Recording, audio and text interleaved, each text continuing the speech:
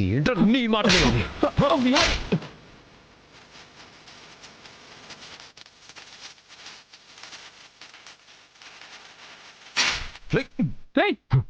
విహారీ, ఒక్క నిమిషం విహారీ. అది కాదు విహారీ, లక్ష్మి భర్త ఎవరో లక్ష్మికి తెలీదు, మీకెవరికీ తెలీదు.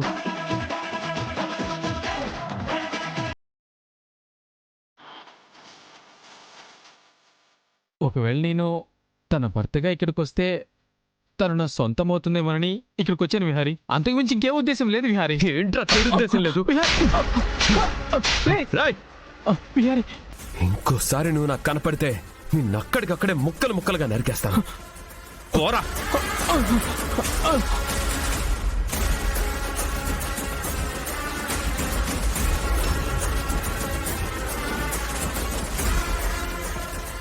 ఇప్పుడు చెప్పండి, భర్త ఎవరో కూడా తెలియని దాంతో సారిప్పిస్తారా?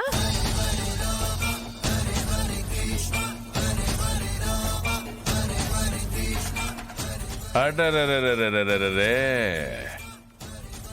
ఏమి డ్రామా జరుగుతుంది ఇక్కడ?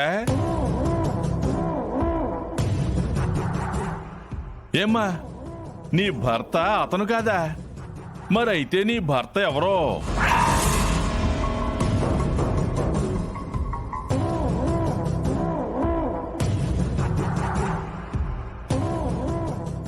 అమ్మా, నీ భర్త అతను కాకపోతే మరెవరో చెప్పమ్మా.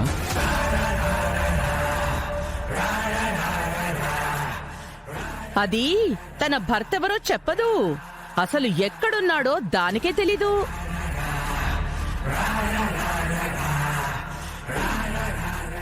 ఏంటేంటేంటి, భర్త ఎవరో చెప్పలేదా?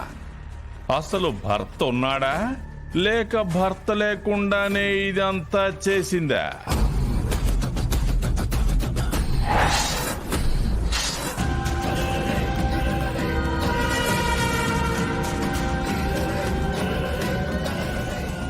అరెరెరెరెరెరెరె, ఎంత అపచారం, ఎంత అరిష్టం జరిగిపోయింది. అసలు భర్త ఎవరో తెలియని అమ్మాయి చేత విగ్రహానికి రక్త తర్పణాలు జరిగాయి, పునఃప్రతిష్ఠ చేయించారు, అభిషేకాలు చేయించారు, పూజలు చేయించారు.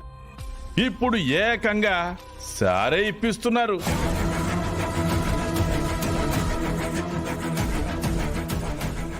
నిన్నటిదాకా కరువుతో అల్లాడాము. ఈ దెబ్బకి ఊర్లో ఎవ్వరూ మిగలరు. ఆ అమ్మవారి ఆగ్రహానికి అందరూ పోతారు. పోతారే, అందరూ పోతారు.